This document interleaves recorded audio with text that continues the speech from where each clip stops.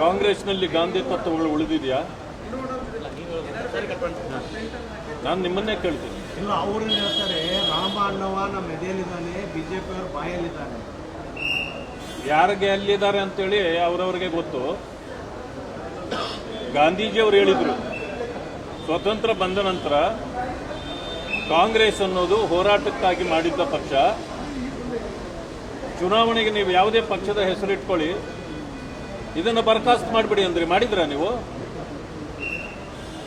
ಗಾಂಧಿಯ ಕೊಲೆ ಆಗಿಲ್ಲ, ಆಮೇಲೆ ಆಯಿತು. ಆದರೆ ನೀವು ಅವರ ಮಾತನ ಕೊಲೆಯನ್ನು ಮೊದಲೇ ಮಾಡಿಬಿಟ್ರಲ್ಲ. ಇವತ್ತು ಯಾವ್ಯಾವ ವಿಚಾರಕ್ಕೆ ಯಾವ್ಯಾವುದನ್ನು ಇಡಬೇಕು ಅಂತಕ್ಕಂಥದ್ದು ಆಯಾ ಸರ್ಕಾರಗಳಿಗೆ ಬಿಟ್ಟಿದ್ದು. ನೀವು ಏನು ಮಾಡ್ತಿದ್ದೀರಿ? ಎಲ್ಲ ಇದನ್ನು ಕೂಡ ಇವತ್ತು ಡೆಮಾಲಿಷ್ ಮಾಡ್ತಾ ಇದ್ದೀರಿ. ಯಾವುದಕ್ಕೆ ನೀವು ಗೌರವ ಕೊಟ್ಟಿದ್ದೀರಿ? ನೀವು ಗೌರವ ಕೊಟ್ಟು ಬೇರೆಯವರಿಂದ ಗೌರವ ಕೇಳಬೇಕು. ಅದನ್ನು ಬಿಟ್ಟು ಏನು ಗಾಂಧಿ ತತ್ವವನ್ನು ಕೊಲೆ ಮಾಡಿದ್ರು ಅಂತ. ಗಾಂಧಿಯನ್ನು ಯಾರೂ ಕೊಲೆ ಮಾಡಲಿಕ್ಕೆ ಆಗೋದಿಲ್ಲ. ಅವರ ತತ್ವ ಸಿದ್ಧಾಂತಗಳು ಇವತ್ತಿಗೂ ಕೂಡ ಬದುಕಿರ್ತವೆ. ಬಾಬಾ ಸಾಹೇಬ್ ಅಂಬೇಡ್ಕರ್ ಅವ್ರದ್ದಾಗಿರ್ಬೋದು ಎಲ್ಲ. ಅದೇ ನೀವು ಬಾಬಾ ಸಾಹೇಬ್ ಅಂಬೇಡ್ಕರ್ ಅವ್ರನ್ನ ಯಾವ ರೀತಿ ನಡೆಸ್ಕೊಂಡ್ರಿ ಅಂತೇಳಿ ಅದನ್ನು ಬೇರೆ ಹೇಳ್ಬೇಕಾ?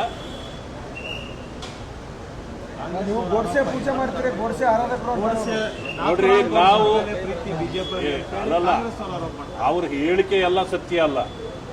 ನಾವು ಗೋಡ್ಸೆಯನ್ನ ಪೂಜೆ ಮಾಡೋದಿಲ್ಲ. ಎಲ್ಲಿ ಮಾಡಿದ್ದೀವಿ ನಾವು? ಎಲ್ಲಿ ಮಾಡಿಲ್ಲ.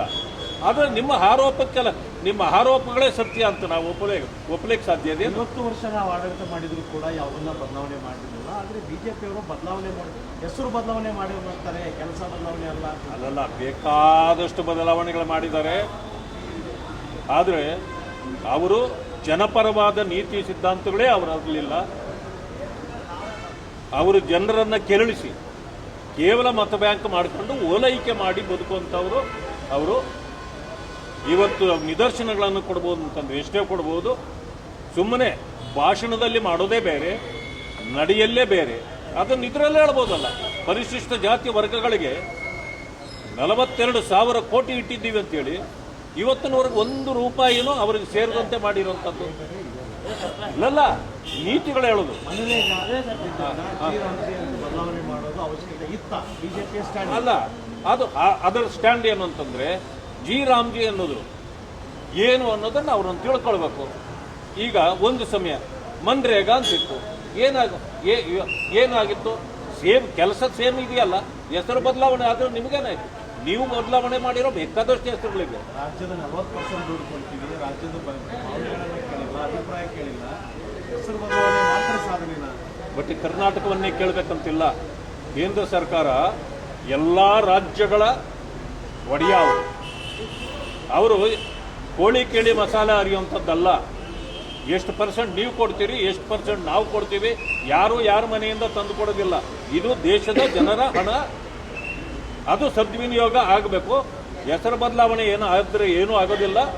ಆದರೆ ಇವತ್ತು ಅರ್ಥ ಮಾಡ್ಕೊಳ್ಬೇಕು ಜನರಿಗೆ ನಾವು ಯಾವ ರೀತಿ ಕೆಲಸ ಕೊಡಬೇಕು, ಅವರ ಸಮಸ್ಯೆಗಳಿಗೆ ಪರಿಹಾರ ಕೊಡಬೇಕನ್ನೋದು. ಸರ್, ಈಗ ಬೆಳಗಾವಿ ಅಧಿವೇಶನ ಅಂದರೆ ಪ್ರತಿಭಟನೆ ಅಧಿವೇಶನ ಆಗಿಬಿಟ್ಟಿದೆ. ಇನ್ನು ಉಳಿದಂಥ ದಿನಗಳಲ್ಲಿ ಉತ್ತರ ಕರ್ನಾಟಕದ ಸಮಸ್ಯೆಗಳ ಚರ್ಚೆ ಆಗುತ್ತಾ ಅಂತ ನಾನು 1 ವಾರ ಈ ಸದನವನ್ನು 1 ವಾರಕ್ಕೆ ವಿಸ್ತರಿಸಬೇಕು ಅಂತೇಳಿ ಈಗಾಗಲೇ ಪತ್ರ ಕೊಟ್ಟಿದ್ದೇನೆ. ಯಾಕೆ ಅಂತಂದ್ರೆ ಇಷ್ಟು ದಿವಸಗಳಾದರೂ ಕೂಡ ಉತ್ತರ ಕರ್ನಾಟಕದ ವಿಚಾರಗಳ ಚರ್ಚೆಗೆ ಬಂದಿಲ್ಲ. ಇನ್ಯಾವತ್ತು ನೀವು ಮಾಡ್ತೀರಿ?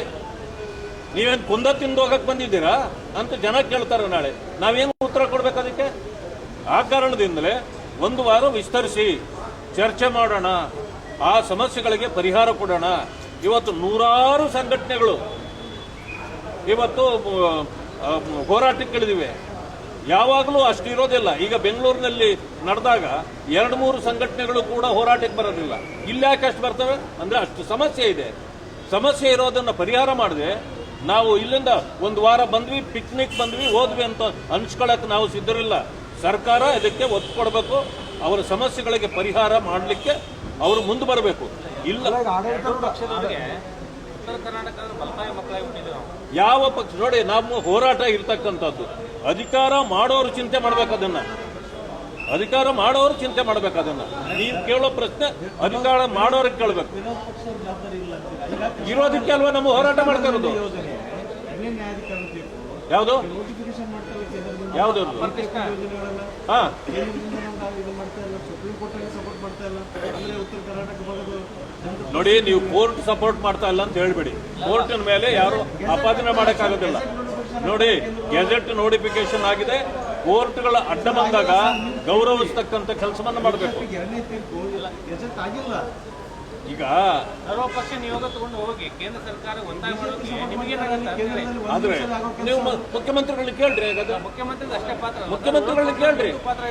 ಅವರು ಬನ್ನಿ ಹೋಗೋಣ ಅಂತಂದಾಗ ಯಾರಾದ್ರೂ ವಿರೋಧಿಸಿದ್ರೆ ನೀವು ನಿಮ್ಮ ಪ್ರಶ್ನೆ ಸರಿ ಇದೆ, ನಾವ್ಯಾರು ವಿರೋಧಿಸೋದಿಲ್ಲ. ಈಗ ಒಳಗೂ ನೀವು ರಾಜಕಾರಣ ಕಾಂಗ್ರೆಸ್ ಬಿಜೆಪಿ ಇಬ್ರು ಕೂಡ ಮಾಡ್ತಾ ಇದ್ದಾರೆ. ನೋಡ್ರಿ, ರಾಜಕಾರಣವೇ ಇದೆಲ್ಲ. ಕಾಂಗ್ರೆಸ್ ಮಾಡೋದು ರಾಜಕಾರಣವೇ, ಬಿಜೆಪಿ ಮಾಡೋದು ರಾಜಕಾರಣವೇ. ಆದರೆ ಜನರ ಸಮಸ್ಯೆಗಳಲ್ಲಿ ರಾಜಕಾರಣ ಮಾಡಬಾರ್ದು.